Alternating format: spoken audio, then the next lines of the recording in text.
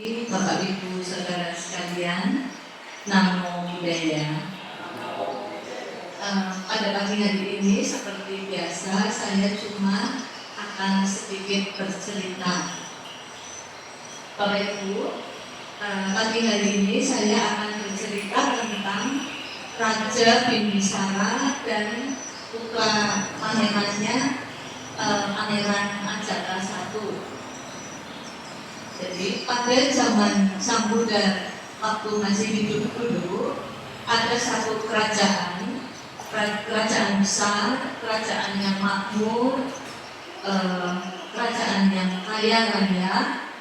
Nama kerajaannya adalah Magadha, kerajaan Magadha. Bapak Ibu mungkin sering dengar kerajaan Magadha itu. Rajanya bernama Raja Bimbisara. Kerajaan Magadha ini beribu kota di Rajagaha. Nama ibu kotanya Rajagaha. Suatu hari rombongan guru Agung Buddha beserta para biku murid-muridnya itu datang ke kerajaan Magadha dan tinggal di satu hutan kecil. Kemudian berita tersiar bahwa di kerajaan Magadha, di Rajagaha di kota itu ada seorang arahat, ada seorang Buddha yang datang. Jadi semua orang berbondong-bondong pada datang. Kemudian Raja Bimbisara juga mendengar. Raja Bimbisara ikut datang beserta rombongannya. Pada waktu Raja Bimbisara datang beserta rombongannya, kan para pengawal kerajaan itu nggak tahu Sang Buddha itu siapa itu. Jadi pada waktu datang mereka ada yang memberi hormat dengan bernamaskara, ada yang cuma anjali, ada yang datang langsung duduk, ada yang menyapa gitu. Jadi mereka kesannya seolah-olah sama sih ini Buddha itu siapa gitu, nggak memandang. Sang Buddha tahu kalau guru Agung Buddha langsung berceramah, mereka nggak bakal masuk, nggak bakal menerima gitu. Jadi Sang Buddha memanggil salah seorang muridnya yang bernama Kasapa, Uruwela Kasapa. Uruwela Kasapa itu dulunya sebelum menjadi biku, dia seorang pimpinan yang memuja api. Jadi berdoanya dengan memuja api itu. Setelah bertemu dengan Sang Buddha, Uruwela Kasapa itu menjadi seorang biku. Kemudian Sang Buddha ngomong kepada Uruwela Kasapa, coba kamu ceritakan kenapa kamu sekarang menjadi pengikut Buddha gitu. Kemudian Uruwela Kasapa itu kesaksian bahwa dia dulunya adalah pemuja api, itu tidak berguna, tidak bermanfaat.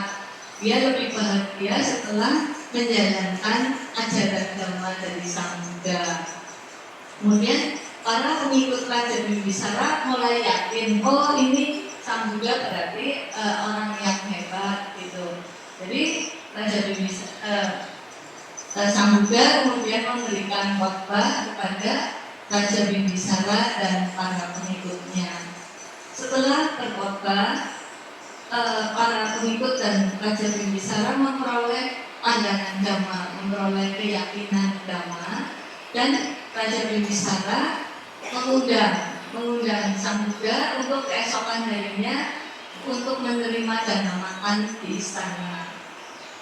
Kemudian Raja Bimbisara pada waktu selesai Sang Buddha berkhotbah, Raja Bimbisara ngomong, saya sekarang keinginannya pada waktu dia masih muda punya 5 keinginan. Sekarang sudah tercapai keinginannya, yaitu keinginan yang pertama, nanti pada waktu dia masih muda, nanti saya ingin jadi raja. Jadi keinginan satu sudah tercapai. Kemudian keinginan yang kedua, nanti pada waktu saya menjadi raja, ada seorang arahat, ada orang suci yang datang ke negaranya, akan datang ke istananya. Itu keinginan yang kedua. Kemudian keinginan yang ketiga, semoga saya, kata Raja Bimbisara, bisa mengunjungi arahat itu. Berarti kan bisa mengunjungi Sang Buddha. Kemudian keinginan yang keempat, semoga arahat itu memberikan khotbah kepada saya.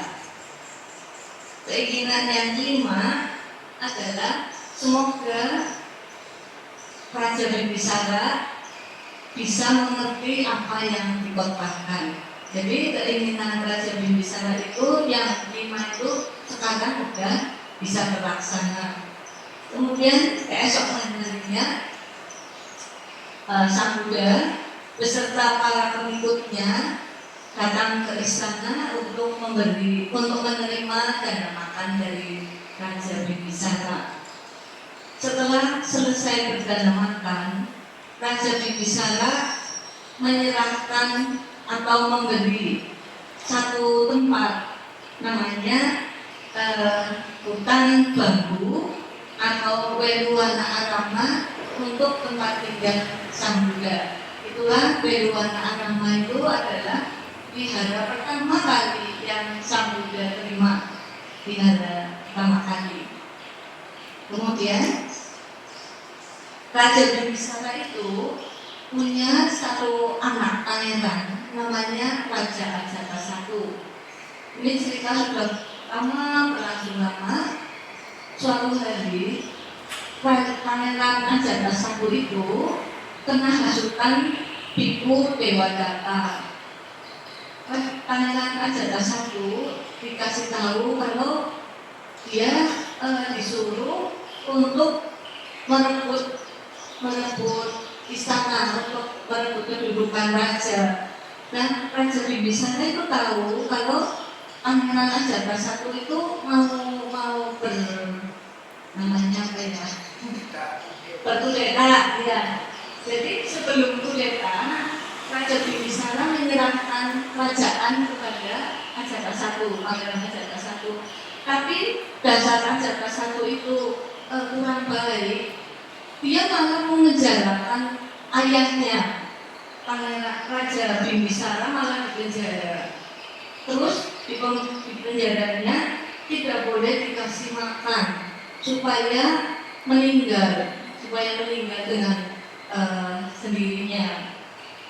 Yang boleh bertemu hanya ibunya, hanya ibu permaisuri yang boleh bertemu dengan Raja Bimbisara dalam tahanan.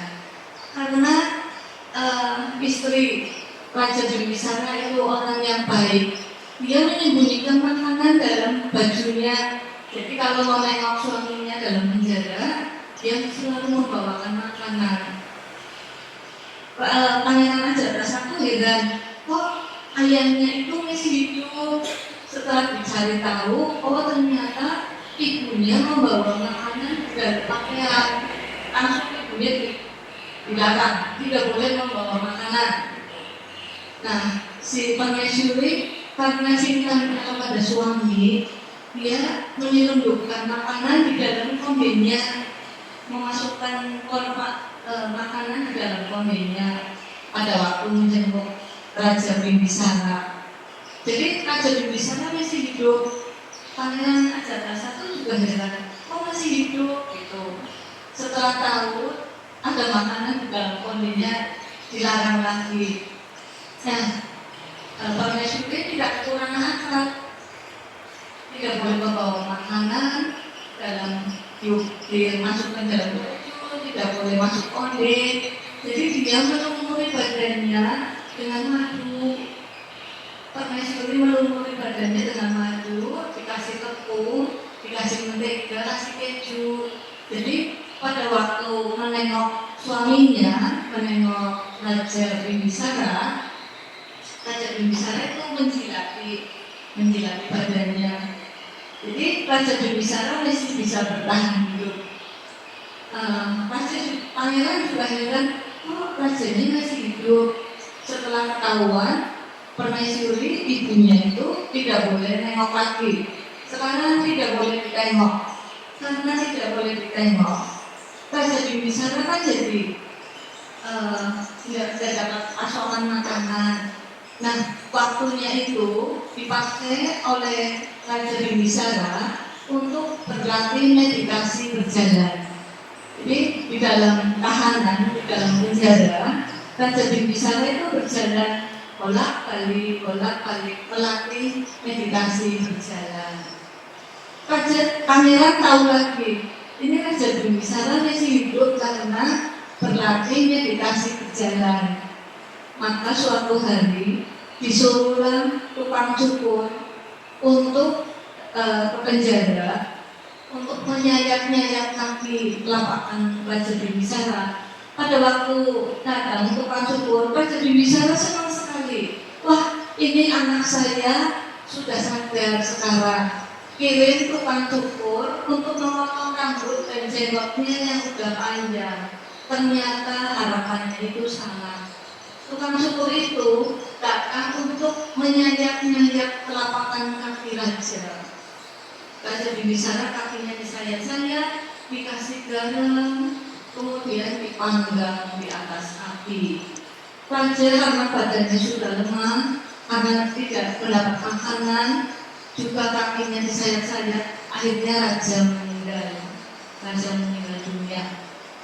Pada waktu itu juga, pas raja meninggal, Pangeran Ajata I istrinya melahirkan anak. Pada waktu melahirkan anak, dia melihat anaknya, melihat babynya yang baru lahir, timbul cinta kasihnya seorang ayah kepada anak. Terus dia ingat papanya, papa saya dulu mungkin juga seperti ini, Raja Bimbisara. Pasti dia punya perasaan yang sama. Dia cepat-cepat suruh pengamalnya ke penjara. Bebaskan ayah saya. Tapi terlambat sampai sana, ayahnya baru saja meninggal. Kemudian Pangeran Ajata I bertanya kepada mamanya, papanya itu Raja Bimbisara, dulu saya juga sama saya gitu. Terus ibunya bilang, sayang sekali pada waktu permaisuri hamil Pangeran Ajata I, dia kepingin sekali mengisap darah dari tangan suaminya. Tapi permaisuri tidak berani cerita sama raja. Tambah hari, tambah pucat, tambah gelisah gitu.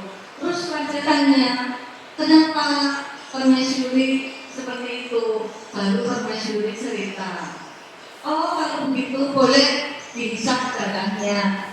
Tapi peramal kerajaan mengatakan bahwa ini anak yang dikandung nanti akan jadi musuh, tidak baik. Kemudian permaisuri karena tahu bahwa anaknya nanti tidak baik, dia ngomong sama suaminya bahwa ini anak digugurkan saja. Tapi Raja Bimbisara tidak boleh, tetap dilanjutkan. Sampai akhirnya anaknya lahir. Suatu hari si anak ini tangannya keluar bisulnya, ada bisulnya, nangis terus. Pas raja mendengar, pada waktu itu raja sedang mengadakan rapat, dia mendengar anaknya nangis terus. Kemudian ditanya kenapa, ternyata ada bisulnya. Raja Bimbisara tanpa ragu-ragu langsung menghisap bisulnya itu sehingga pecah, nanahnya ditelan oleh raja, dan si anak barulah diam. Ini anak yang begitu disayang, tapi karena hasutan dari Dewa Jata, setelah dewasa dia yang menjadi perantara untuk membunuh anaknya. Raja Ajata I seandainya tidak membunuh ayahnya, mencapai kesucian. Tapi karena punya karma buruk yang paling berat, yaitu membunuh ayahnya, dia terlahir di alam neraka Amici. Itu cerita saya pada pagi ini. Semoga bermanfaat bagi Bapak Ibu. Jadi nanti kalau ada dalam suta-suta atau ada tamunya yang cerita lebih bisa Pak, jadi tahu ini kisahnya. Terima kasih. Namo Buddhaya.